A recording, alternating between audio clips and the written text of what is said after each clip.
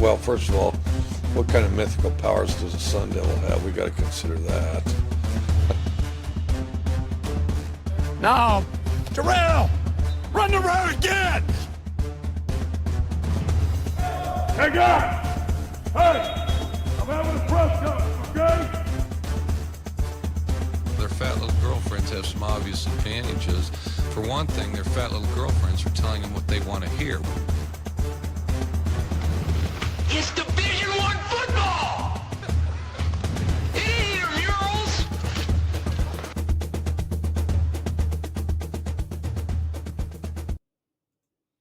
All right, and welcome back to the Hoppy Huddle.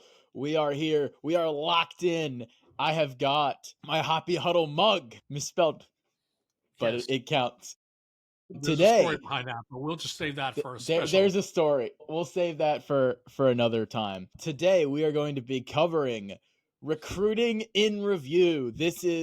We are doing a deep dive in a review into the completed recruiting classes, their effects on their programs, who's going up, who's going down, just some big overviews, and along with highlighting a couple important individual players. And we're also going to be doing ACC season end report cards. And part of the inspiration for this segment is going to be the show SEC Shorts. You should check it out. They're fantastic. They do SEC report cards at the end of every year.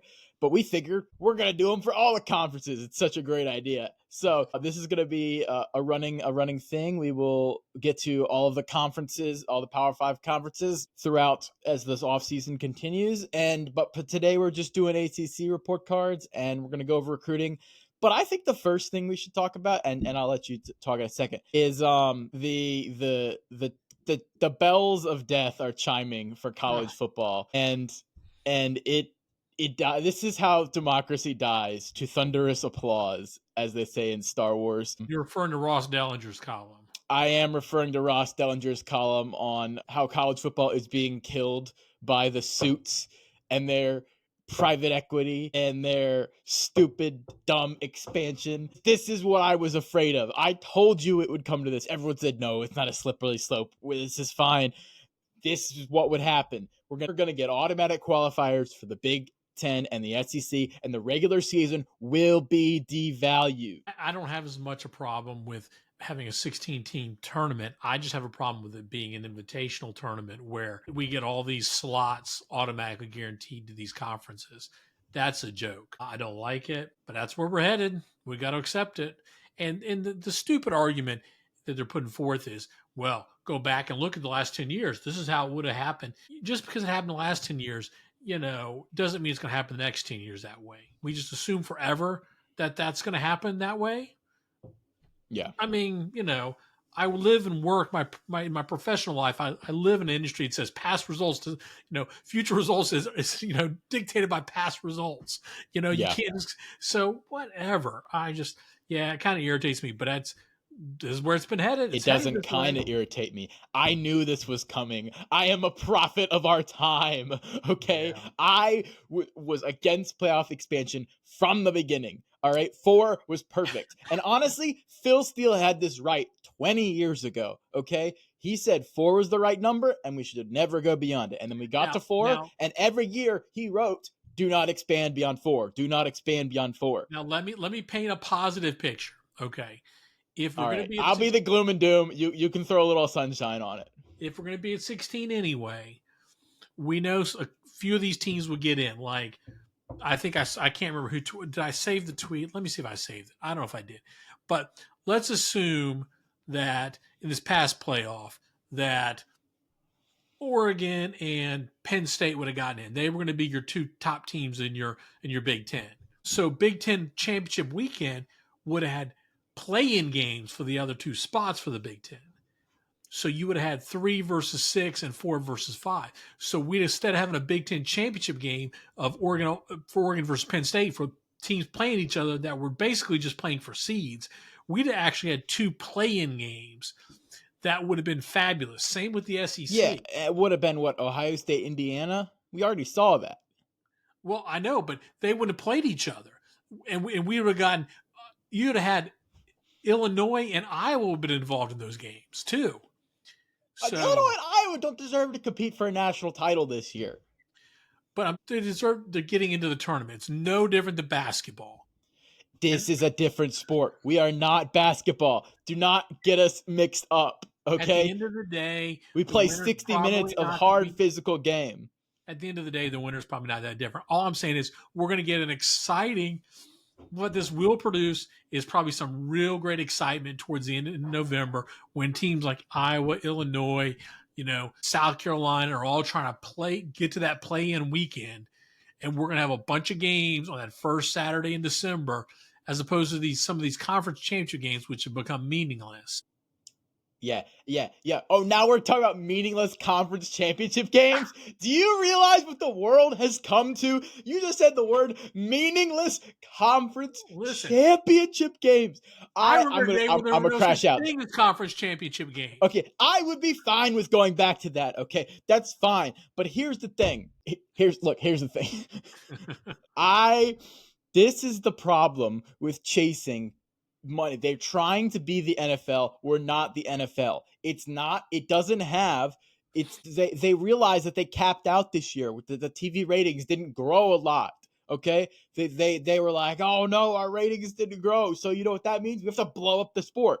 How about sometimes different results happen? You get different ratings for different results, and maybe the games that matter are the ones that are played on the field instead of in the boardroom. Well, I'm going to say it will be some interesting football to get to those 16 slots. I think we'll have some more games, more inventory, and it won't be bad. I still think at the end of the day, Ohio State is still going to play Notre Dame or Oregon or Georgia for the national championship. It's not really changing that. That's not changing. I'm not arguing that that's going to change. I'm arguing that the individual rest of the games are just going to feel more diluted. You're not going to get the Ohio State Michigan of 3 years ago where Michigan upset them for the first time, knocked them out of the playoff. That's not going to happen. That won't have the pizzazz. Have a ton of games in November where people are the rivalries won't matter as much. Can I get that 6th spot in the SEC so I can get into the play-in game on that first weekend? Can I get a spot? You are going to have people dogfighting. And don't roll your eyes at me.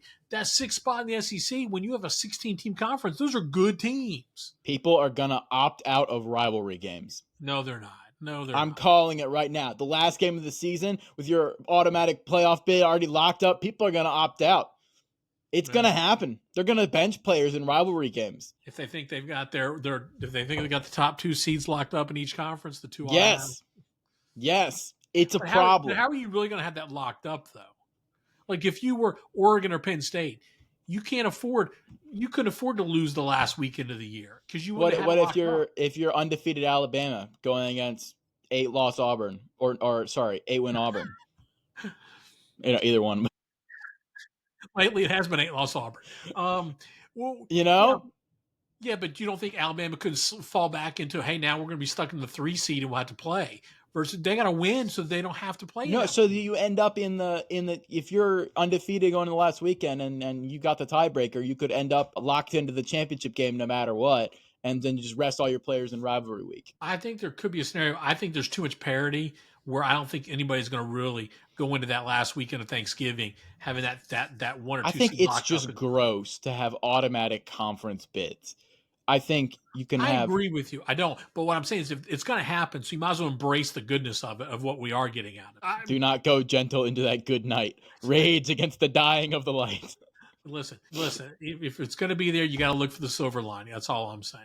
So, yeah. All right. Well, all right. Silver lining will come around when it's season time again. It's the off season. Now's the time for ranting. Maybe they just need to go to 24 to avoid that problem. Oh my gosh! Don't get in here. Get me started with 24. Hey, maybe if they go to 24, Virginia Tech might actually make it. That's fine. They'd find a way not to. All right. Well, we kind of discussed that a little bit, but all right. Yeah, we'll move on. Well, the reason this brought up is we mentioned the Ross Dellinger column. SEC and Big Ten heads are getting together this week. That's why it's come up. We expect to hear some more noise this week. Who knows when? They'll have a scheduling arrangement where they don't play any ACC or Big 12 teams. Yeah. Oh, and you know what else is coming out? And you did read the rest of that. Is if the SEC approves a 9-game schedule, then that kicks in the automatic Big Ten SEC kind of rivalry weekend where they'll have to play another game. Well, they'll have a TV deal with just those conferences play each other. That's what I'm saying. And Yeah. then Further. all the SEC ACC rivalries will just get left in the dust. Yeah. You know, Clemson, South Carolina, gone. Yeah. This is Florida State, Florida, gone. I don't like it, but it is what it is. I mean, what Georgia Tech, banger last year. Greg Sankey's not going to say football. He's I'm looking out for my member institutions. Yeah, well, your member institutions are screwing college football. Yeah. We need a college football George Washington, someone who could get all of the power and then refuse it, and use it to shape the sport. Because right now we just have a bunch of money grubbing suits destroying the sport. No one cares about any of the fans, and no one cares about any tradition or the pageantry or what makes the sport great. We're older than the NFL. Why are we taking rules from them? Like, yeah, I don't know. Anyway, all right, let's go talk about other stuff. We could talk about this all night. Yeah. Yep. Completely agree. All right. I think it is time to talk about recruiting and this past year's recruiting cycle. And no better place to start than with the number 1 overall class in the country, the Texas Longhorns. And, this is kind of something that everyone has seen coming. It was kind of always, when Mac Brown was there, he was unbelievable at recruiting, but that was kind of before the modern era of optimization. And it was always the big question mark of if someone takes the Nick Saban maximize resource model and brings it to the biggest resourced program in the country, a program that's worth more than many professional teams in a lot of sports leagues around the world. If you took that model and brought that to Texas, what would happen? And what would happen is number 1 overall class, 5 5-stars and 14 4-stars and 6 3-stars. Unbelievable class. Multiple we got, and this is not your traditional Texas high-rated class where they just have a bunch of skill players and nobody on the lines of scrimmage. They've got actual defensive and offensive linemen. 5-star Justice Terry and 5-star or high 4-star edge Lance Jackson. Beasts on the defensive line. They've got their skill guys as well, but Texas is not the same Texas before, where they just had a bunch of really fast guys, a crazy quarterback, and then they get whooped at the line of scrimmage by Oklahoma. No, they're building from the inside out. It's an elite class. We've got some incredible athletes.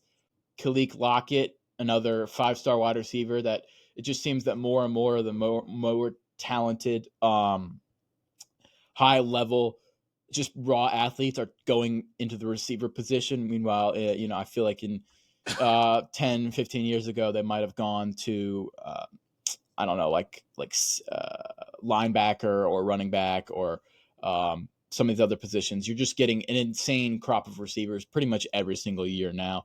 Elite athletes at the receiver position. Texas grabbed another one this year to go along with, who they had last year. Yeah, it feels like Sark continues to build class after class. Cheers, huddlers. Yeah. Sark has built another class. I mean, he's at the point where the national championship isn't far off for Texas. It's coming.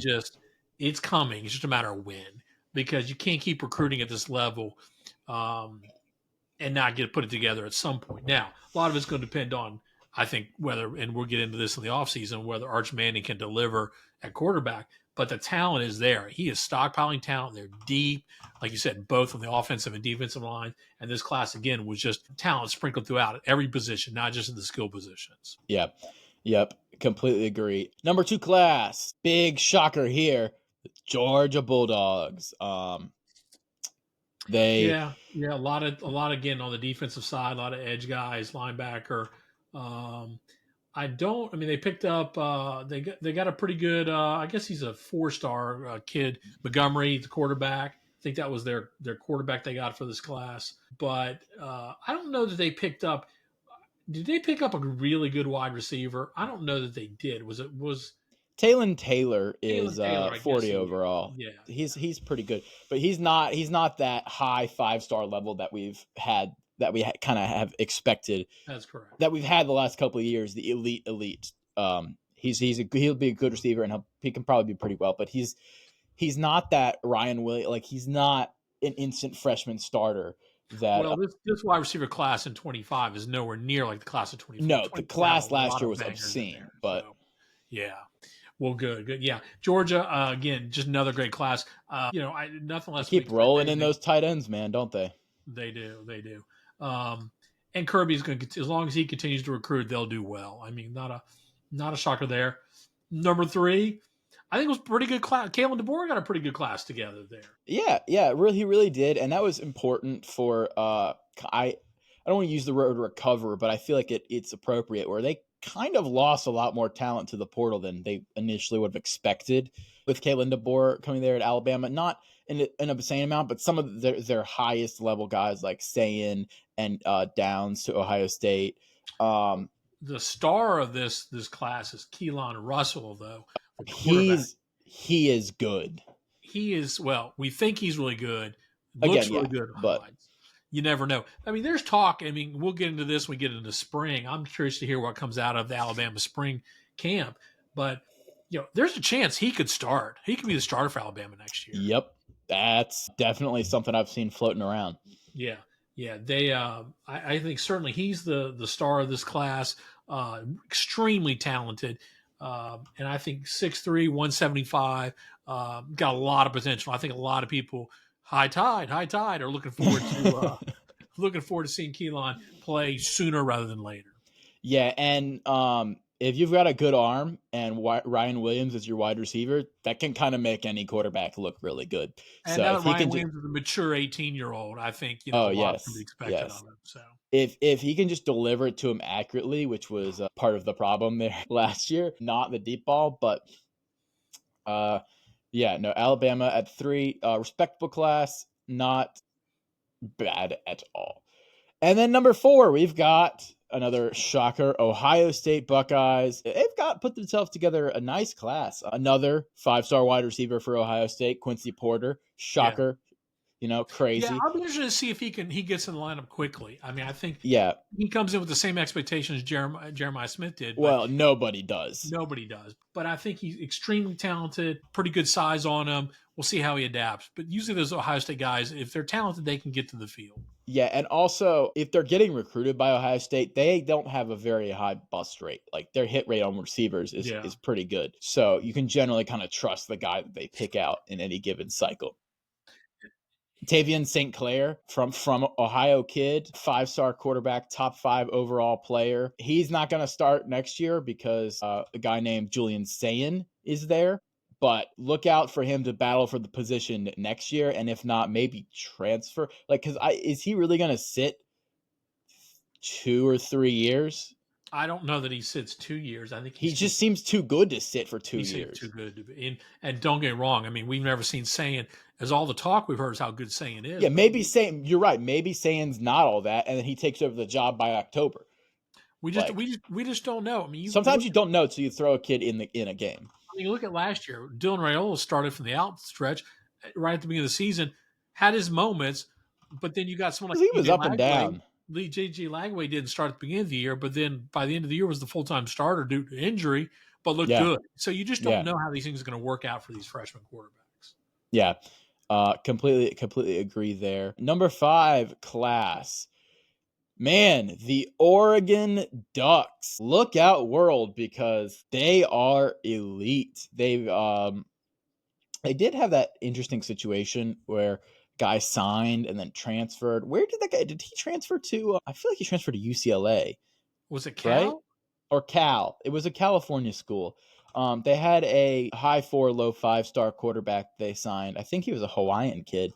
Yeah, I'm not going to be able to pronounce his name right. Sagapolati. Yeah, and then he immediately transferred. So that tells me they're confident in Dante Moore if they let him go. Because if they weren't confident in Dante Moore, they just give him a bag and he doesn't transfer. So I think that was a pretty high. I mean, he was a 4-star for them in their class. I mean, he was the quarterback they were counting. So they really didn't have. They got Akili. This will go way back. They got Akili Smith Jr., which you won't recognize the name. I do. Akili Smith Sr. was originally at Oregon back in the late '90s, who was a Heisman finalist. Really? Yes, Akili Smith Sr. back, I think, I want to say late '90s, early 2000s. Actually, was a top first-round draft pick by the Cincinnati Bengals, complete flameout in the NFL. But his son, Akili Smith Jr. now, was signed in this class. But I don't think he was not there. And he's a 4-star kid, but I don't think he was nationally. I think he was only like 201. Like he wasn't a high, I think at the position he was only 15th overall. But the other kid was, I think, like 7th or 8th or 9th quarterback. So I think that was a loss for them. I think they were counting on him. So maybe you're right. Maybe they've got it figured out. Yeah. Yeah. And they got a couple really good guys. Obviously, DeCorian Moore, the 5-star wide receiver. Mm-hmm. He is one of those guys that we expect, like, that could have fit in with last year's class. DeCorian Moore and the other guy that ended up going to Florida. I forget his name, but DeCorian Moore is unbelievable. He is that top 5 overall player. He's that level. He should have an instant freshman impact. And Naeem Offord, who they flipped from Auburn, also should be an instant impact as a freshman at corner. And we'll round out. We'll talk before we won't going to break down every team here, but the other big one, Michigan, got up to number 6. Yeah. And there is one big reason why, and it is the number 1 overall player, Bryce Underwood. We're pretty much sure he's starting next year because they didn't really. He's a day 1 starter. He's a day 1 starter. Not only is he the number 1 quarterback, he's a number 1 overall player. He's a 1.0 or was a 1.0 rated player. I'm not sure if he still is. There's been like 6 of them ever. He's that kind of guy where you just bet all the chips on. I think they paid him like $12 million over 3 years. Or more, honestly. They brought out the Oracle money, right? Just an insane get. Bryce Underwood, like, he is every bit as he's big, he's fast, he can throw the ball, he's accurate. He's basically the perfect prospect that you could cook up from every physical possible level. The only question with Bryce Underwood is, how do you do in a real game situation? What is your mental toughness? What is your decision making? These are the things that you really can't. You can sort of analyze that stuff from high school and from practice and interviews, but there's no pressure like 110,000 fans under the lights at the big house. So you just never know how some of these guys are going to turn out. He's as close to a sure thing as you can get. The only thing that's not basically on paper perfect is his, how is he going to be in the big game? And there's not even like questions with his decision making from high school. It's just you don't know how that translates to college until you see it. Yeah, it'll be exciting to watch. I'm looking forward to seeing him the first weekend and just seeing how that works out. He'll have his rough spots. I mean, even the best freshman quarterback last year, DJ, had moments where he looked like a freshman, but I think this kid's going to be the real deal. It'll get spicy up there in the Michigan. I think he's rivalry. Going to be the best freshman quarterback since Trevor Lawrence, in my opinion. I think, or have the best freshman quarterback season, I guess. Maybe so. You can't project out. I don't know, like overall his whole season. Trevor had tools around him to help him. I don't know that Michigan's got all the tools around him. They got a good O-line. Yeah. So rounding out the top 10, you had Auburn at 7, Florida at 8, Texas A&M at 9, LSU at 11, and then LSU at 10 and Tennessee at 11. So you had a number of SEC schools right in a row there. I think the biggest, Texas A&M, LSU, Tennessee, they've been up in those top 10s before. Yeah. I think Auburn and Florida made a big push to get up there to increase their recruiting. I think also with Auburn, they were kind of hoping to finish a little higher. But they basically decided to save some of that money and go spend in the transfer portal because they decided that if they don't win next year, they're not going to have freeze to bet on some of these freshmen. So you better just go spend it now because there may not be a next year. You may not have 3 years with all these guys. Yeah. And Florida made a nice recovery. They were down in the 30s or 40s or 50s. They're really the story of the season. Billy rallied that group, got them into a top 10 class, headlined by a couple of good, outstanding wide receivers, Vernell Brown and Dallas Wilson. So he's given DJ some great targets. Those two alone should give him, along with some returning players, they're going to have a ton of targets for DJ to throw the ball to. I mean, the question is, we get into preseason is, hey, can Florida stop people? It's not going to be a question whether Florida's got targets and can score. I think that'll be an exciting offense to watch next year. Yeah. Some other teams I would like to highlight. Colorado signed 14 players. No 5 stars. I don't know how interesting. A big faller and something that may be setting off warning signs for the future is Clemson at 26. Behind Maryland and TCU. Clemson at 26. You're Clemson. You don't recruit behind Georgia Tech. Like, Georgia Tech's at 21, which is pretty good for them. I got some good guys. Now, Clemson do have a 5-star. Of their 26, of their commits, they do have a significant amount of high talent guys, but they're not. It's just there's no volume. They've got like 1 5-star, 8 4-stars, and then nothing. Just a bunch of 3 stars and walk-ons, and it's like, what are we doing, Dabo? You can't recruit 9 good players in a cycle and expect to compete for national championships. That's just not how it works. Yeah, and yeah, that was one that kind of stood out to me. I mean, you're not recruiting in that range and expecting to compete. Yeah, some big risers. Nebraska with 12 blue chips at 22, and Georgia Tech with 6. Those are some big surprises that we haven't seen in the 20s in a long time. Florida State, not up near where they want to be, but 19 is a pretty good recovery based on how their season goes, and we'll get to that in a little bit. Yeah, but I mean, I thought SMU had an okay class in the top 30. For SMU, not bad. No, they're starting to ramp up the recruiting a little bit. Obviously, and then you've got some people. Bill Belichick wasn't really able to get much going since it was late in the game. North Carolina's down at 43. Yeah. So I expect to see that probably pick up for the 26 rankings. Yeah, another thing, Luke Fickell, Wisconsin, everyone was wondering if he's going to upgrade the recruiting. They're kind of holding at 27. That's kind of where Wisconsin's always been, so no real change there. Yeah. What else? Well, I mean, it's kind of interesting. I don't, Michigan State at 56. I mean, that's a little shocking to be that low. 56. I mean, that's UVA, Boston College territory. That's pretty rough. I mean, UVA had all 3 stars, and Michigan State had just 1 4-star. I mean, come on. If you're recruiting UVA level, you're not going to last long, Jonathan Smith. So come on, you got to pick up the pace there at Michigan State.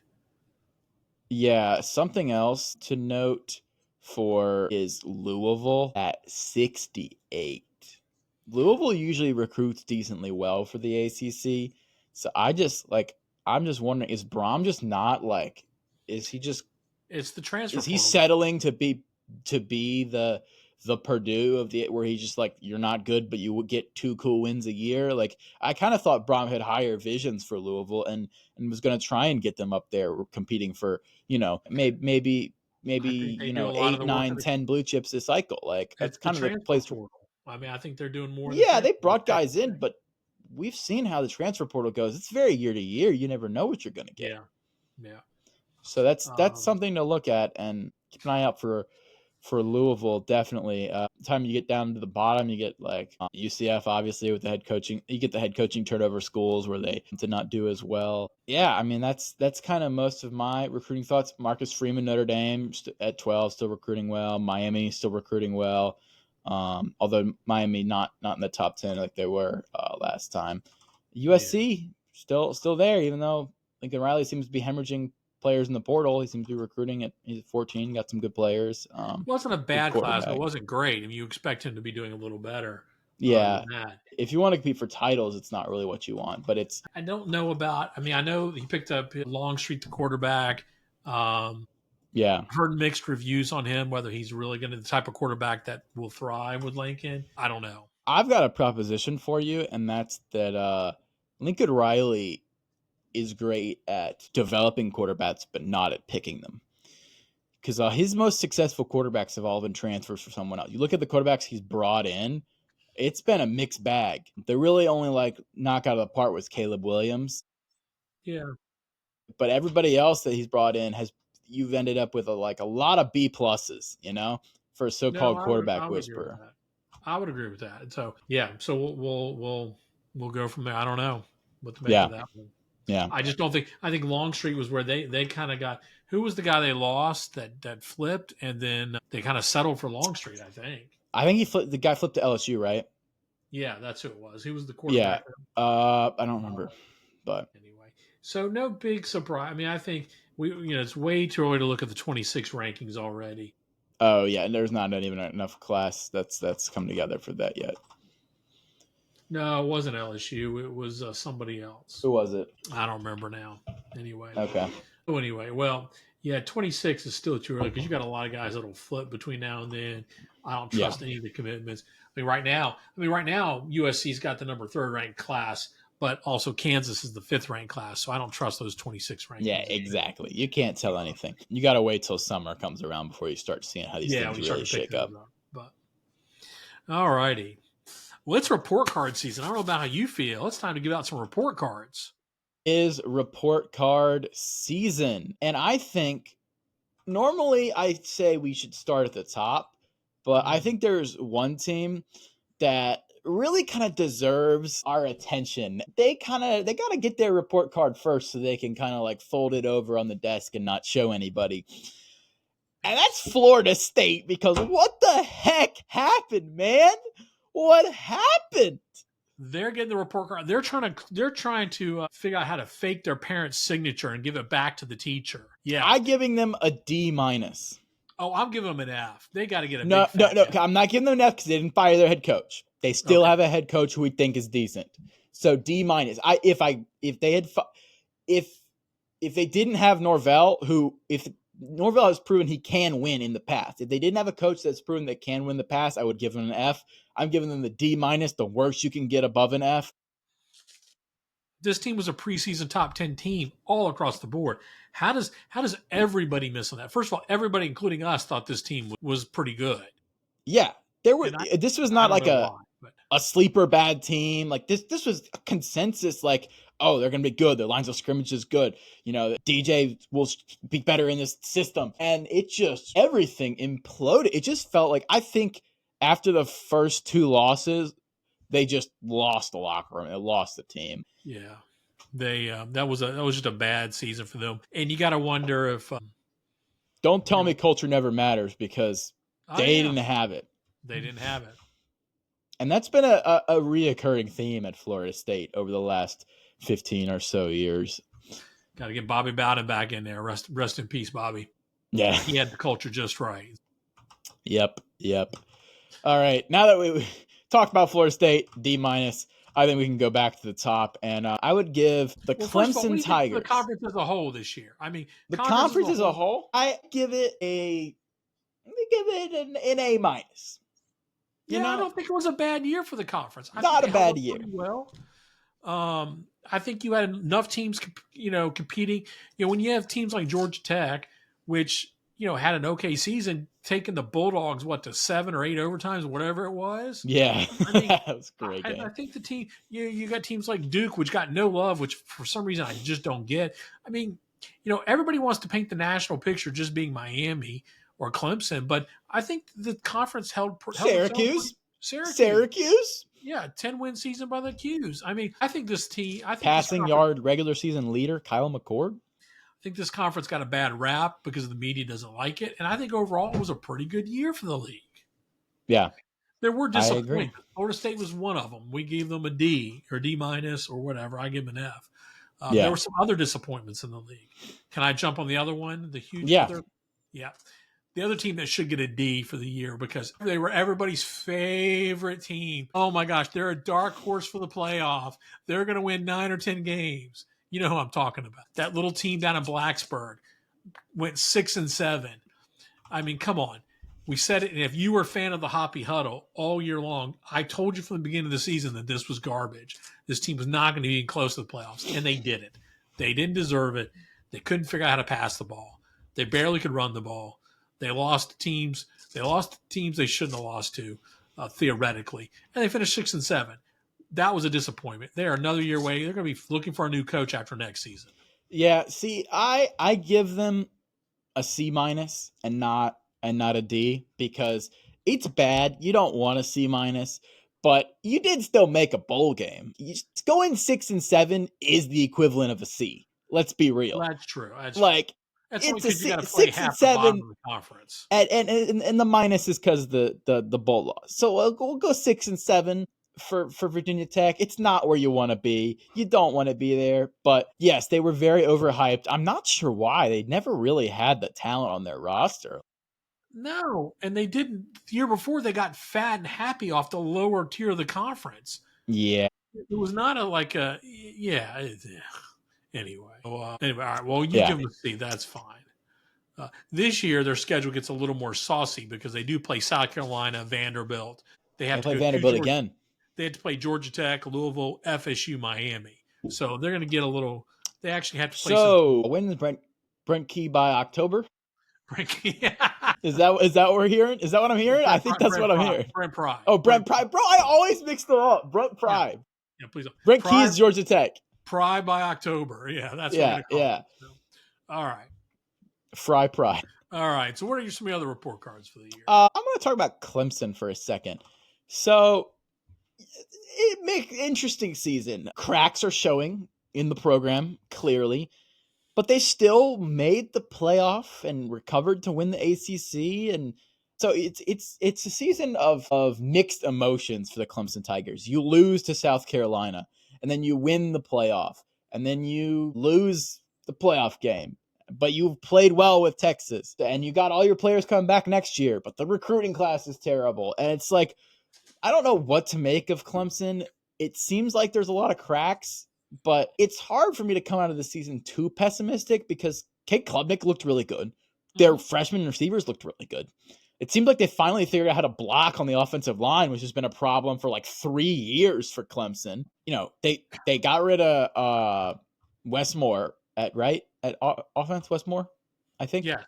Yeah, they got at defense. They got rid of Westmore so they can maybe use some of their defensive guys that are coming back for a 5th year. Like, they had good wins. They blew out a lot of teams. They got blown out by Georgia initially, bad.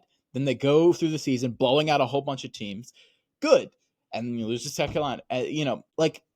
It's such a mixed bag. It's like hard to tell. You had the loss to Louisville in that crazy game, and then you lose to South Carolina, and you're like, man, 3-loss season, really? But then you win the ACC, and you're like, all right, we're in the playoff. Here we go. And then you almost beat Texas, and it's like, I don't know. I don't know what's. And how much would this season have changed if they had beaten South Carolina and they were so close to it? They just had a couple bad things went their way. They beat South Carolina. All of a sudden, we're thinking about that team much differently. I don't know. I mean, I grade him out at A-. I thought it was a pretty good year for him. I gave him an A- too. I kind of agree with that. I mean, when people lose the first game of the season and they look bad, I'm the first one to go, you know what? Maybe that tells us something about them, but maybe also too, sometimes first games of the season don't tell us a whole lot because teams just aren't ready sometimes. I think if Clemson played Georgia the last week of the season, I think Clemson wins. I think that Clemson team that played Texas would have spanked that Georgia team that played Notre Dame. Yeah. Teams get better from August to November. And teams get worse. So sometimes you just can't. So, yeah, that was a bad job. But other than that, I thought that Clemson team improved. Klubnik got better through the year. And, we're gonna go and we look out at 25. Clemson's going to be the favorite of this conference. Yeah, I think they have all the reason to be favored. Clemson is going to be set up really well going into next year. It's the next year that I'm worried about. Yes. The season beyond that, where all those 5 stars that they've been holding on to for 3rd and 4th years are graduating and they don't have replacements. That's when I'm going to be concerned. But next year, they're a title contender next year. They could be contending for the playoff. They could be, yeah. Now they open up against LSU. That's going to be That'll be a great game. Can't wait. In the real Death Valley in Clemson. But LSU, I mean, they could certainly beat. And then of course, they got Georgia Tech, and they'll have South Carolina. But they got a schedule that's manageable next year. They don't play Miami. They have SMU at home, which is always a good place to be. So that that's, I think, A- on the report card with hey, A- moving on up to the next grade. You got good chances next year. Yeah. Good job. Study a little more, and you'll be a little better off. That's right. SMU Mustangs. Hey, I'll let you take the lead on this one. I'll let Thank you you. let you wear your laurels. thank you. I said preseason. This was a possible playoff contender. I said they could win double digits. I was right on all those. A for SMU, you go to the treasure box. I don't care if you got blown out at Penn State in the playoff. Most teams would have gotten blown out at Penn State in December. Okay? Yeah. I don't care if you didn't play all the hard teams in the ACC. That's okay. You did what you had to do because you had the easy schedule. Congratulations, SMU. You stepped up and did what you needed to do. Next year, it's going to be a different story. You're going to walk in and go play Baylor. Baylor's coming to town. That'll be interesting. We'll get to Baylor in the Big 12 report card. You're going to go to TCU next year in the Iron Skillet. As a completely unbiased fan, I'm quite optimistic about Baylor next year. You have to play Clemson next year. You have to play Miami next year. You have to play Louisville next year. SMU. I hope you enjoy 2024 because that was your year. Yeah. Yep. That is correct. But I give them a solid A. Congratulations. And they earned it. They did. They played all year. Yeah. And when they finally made the change to go to Jennings, things got better for them. So that's an A for overall. They actually sold out their stadium for a game. Yeah. Like, congrats, SMU. I didn't know you had fans, but apparently. Yeah. What do you want to talk about next?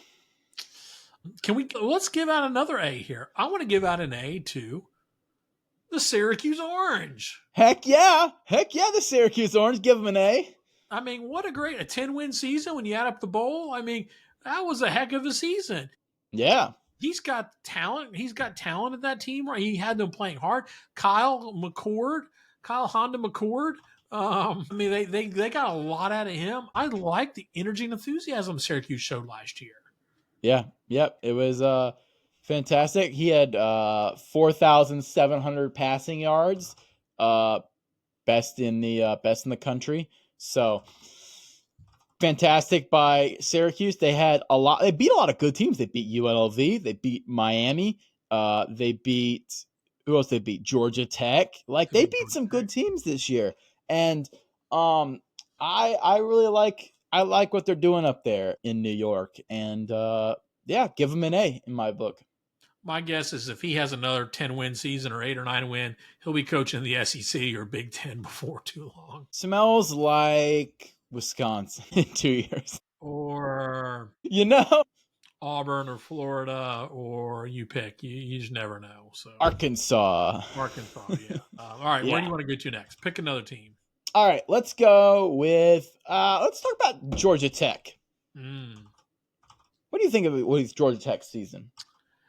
They finished 7-6, and I know you said, well, it's kind of the epitome of a C, kind of 6-7. Yeah, but you got to calibrate expectations a little bit. Yeah, but I'm going to give them probably like a B-. I think that's right. I think they had some moments, where they showed us a little bit more than a C level work. Certainly taking Georgia to 8 overtimes, showing that they could play with the big boys in Georgia. They beat Miami. They seemed to be in Miami's head. Yeah. They beat Florida State, which we thought was a big upset at the time. But then how do you go and you lose to Virginia Tech? You're better than them. Come on. Yeah. I think Haynes King certainly showed a lot of what he can do when he was healthy and not injured. I think he was the difference maker on that team. A lot of people are excited about Georgia Tech. B- work with opportunity maybe to improve. They're getting that report card sent home with a B- saying needs improvement, but we really think Jimmy or Johnny shows a lot of potential and can do better. And they may be ranked at the bottom of the top 25 coming into the season. Yeah, they've also brought in a couple really talented guys along the line of scrimmage, which is kind of where they're building that program. Welcome back 2007, I guess, because Georgia Tech is running the triple option in everything but name. This is not quite the wing tee of Paul Johnson. It's a more modern concept, and they do throw the ball, but they're running a lot of option concepts, and it seems to be just gashing teams on the ground. And if they can get some big dudes along the line of scrimmage to go with that, big dudes plus option, like, look out, world, because usually you don't have those two together. Yeah. So I'm looking forward to seeing Georgia Tech in 25. I am too. All right. Let's go to the Miami Hurricanes. Interesting year. 10-3. Certainly there's some things that you want back. For example, that Syracuse game, but also they kind of played with fire all season long. Like, it's 10-3, but it's not a 10-3. We were like, man, they were almost 12-0. They were almost 11-1. It's like, it's 10-3, and they could have been 12-0, and they could have been 8-4. Yeah. They played with fire so many times. And you measure honestly, this off your expectations. what? You measure their report card off the expectations. I do. And so for that reason, I give them a B+. But you brought in Cam Ward. If you had given him any sort of defense, like, this could have been a title contender. You had an unbelievable offense. You had great blocking. You had a great running back. You had great receivers. Restrepo. Martinez is the running back, right? Yeah. Cam Ward was unbelievable all season long. And your defense couldn't stop a fly. Yeah, I'm kind of giving them a C- based because you were expected to be a title contender and you couldn't piece it together. The reason I had B+ sort of is like, I don't know. I didn't think.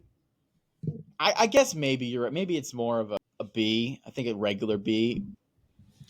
Well, I mean, if you just look at, hey, they finished 10-3, that's great, but your expectations were national championship contender, ACC champion. You did not meet even close to expectations. Yeah, I think you're probably right, actually. I mean, if they're Syracuse, they're 10-3, you're celebrating. You're giving them an A, but you can't give this team a B. This was a disappointing season, I think. You don't spend all that money, bring all that talent in, bring Cam Ward in to do what they did. If I'm Mario Cristobal, I'm frustrated with this season. It wasn't a good season. Yeah. And now they're bringing Carson back. We'll see if he's got a noodle for. We all know what my opinions on Carson Beck are. I think Carson Beck's going to be better than he was than last year at Georgia, but we'll have that debate later for another show. Maybe. I don't think Carson Beck is a good quarterback, but here we are. No, well, we're not going to get in that today. Yeah, that's my opinion. Maybe he'll prove me wrong. I hope he does. My last super A effort, A on the report card, is going to be the Duke Blue Devils. Yeah, look at them, 9-3. Yeah. How about that? 9-4. They actually got no love anywhere last year, and it really irritated the crap out of me because you'll say, well, their schedule didn't deserve it. Why not? Why didn't it deserve it? Well, I can tell you right now why not. You want to know why? Elon, Northwestern, Connecticut, Middle Tennessee State. Okay, but you can only beat the teams that are on your schedule, and their losses were SMU and Miami. So come mid-November, they beat everybody pretty much. I mean, again, they lost to the only 3 good teams they played. Okay, but they're still 9-3. That's great. I'm not sure they should have been the highest ranked 9-3 team, but still, I'll give them a B+. I'll give them a B+. Yes. I'm not giving them an A. They didn't beat a good team. What he inherited, I'm giving him an A. Give Manny Diaz credit; he's a good coach. He is a good coach. They didn't beat a decent team. Listen, I'll give Duke football an A anytime. I'll never give Duke basketball an A. Okay, fair. What about Louisville? 9-4, 5-3 in conference. Had that big upset win over Clemson. The loss to Miami and Notre Dame. Winner Georgia Tech. B. Yeah, it's like a great year. I think good performance, could have broken. I thought they had a possibility to go on a little bit better run. Yeah. Not A material. B. Yeah, agreed. Boston College, Bill O'Brien. C. C-. I'm a Bill O'Brien hater. I don't think he's a good coach. C. I've never thought he's a good coach. Pitt Panthers, C. Yeah. NC State, I'm going to give it a D+. Much higher expectations for that team this year. They really did not live up to expectations. I feel like we do this every 3 years when they have a bunch of seniors. State, and then watch next year. We'll have no expectations and they'll win 9 games. And they'll be ranked 18 in week 4 against Clemson and they get smacked. Exactly. Yeah. Carolina Tar Heels, I'll give them a C. See, I don't know. With that, I didn't think much of them at the beginning of the year. You can go back to the original. Yeah, I guess C is right. I had them at around 6-7 wins originally, so good job bringing Bill Belichick, I guess. That could be a win. We'll see how that works out, but I think with Gravitas alone, it's definitely different. You're trying, at least. You're trying. which is more than I can say for the Virginia Cavaliers. D 5-7. I don't care. You're not winning. They're any not games. trying. They don't look like they're trying anytime they're on the field. Like they don't believe in their coach. Like Anybody who's decent. Sorry, Tony Reed. Elliott is not him. It's just not happening. He's just treading water at this point. Yeah, I don't see. And again, now the fortunate thing is this year the schedule is ridiculously easy. I mean, well, I shouldn't say that. They played Florida State, Louisville, but of the rest of the games, none of them scare you. I mean, yes, they don't but play Clemson. but most of them are like in better shape of programs than Virginia. Oh, no doubt. But they don't play Clemson. They don't play SMU. They don't play Miami. They don't They're play not auto losses, but like find me the program that's in worse shape than Virginia.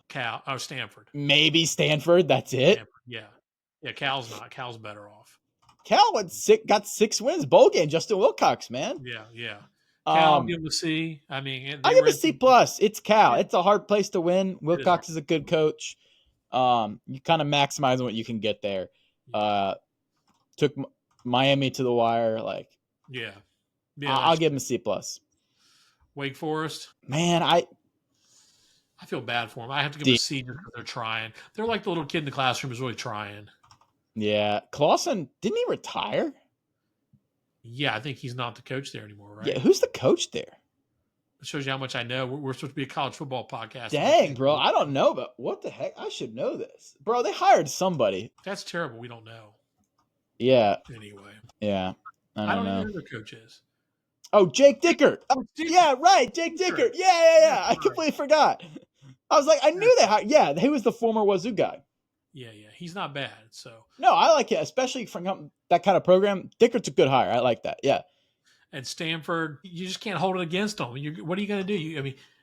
See. Hey, Stanford, I got to break something to you. You got to get on the Notre Dame. You got to get on the wagon of loosening your admission standards for football players. Yeah. Notre Dame and USC are both elite institutions, and they all recruit 5 stars. You're not going to get 5 stars, but you can get good 3 stars and occasionally 4 stars there. Harbaugh recruited a bunch of 4 stars there and won. Yeah, there's going to be some people that want Stanford degrees. Yeah, you're going to have to decide, do you want to sacrifice, 50 Stanford degrees a year for a good football program? Because that's the cost. The cost is your piece of paper. And do you want to sacrifice that piece of paper for wins? Right now, their answer is no. And so they suck. So you can win there. It's California. Like, people in California like Stanford. They want to play there. It's Cal. Cal, even if they listen, they don't have that problem. And Cal just doesn't have the support. Stanford has money. They have support. There are some nerdy Silicon Valley guys that like football. Yeah. Well, isn't Andrew Luck the new GM there? Yeah. We'll see if he can convince them to, hey, guys, we should maybe have a sports management major or something. Yeah, that's what they need. So, all right. Well, overall, not a bad year for the ACC. 2 teams in the playoff, 2 teams out of the playoff after the first round. But, hey, not overall. So, all right. So, all right. So we're going to every other week. So 2 weeks. We are going to every other week now. So we will be back in 2 weeks. And we're going to break down the Big 12 season. We're going to talk about what a fun year that was. The wild and craziness of the Big 12. Insanity. We'll talk about the greatness that it was. And we'll do that. And by that point, we're getting closer to March Madness. Yeah. Which, So all righty. Good night, America. Good night, America. We'll see you later. Hoppy Huddle will be here all year long talking about the college football until we get to spring practice, and then we'll break those down. So. All right, and then we'll have previews and over-unders, and we'll get going. Only a few more Saturdays left. The spring is almost here, and that spring means the season's coming eventually. All right.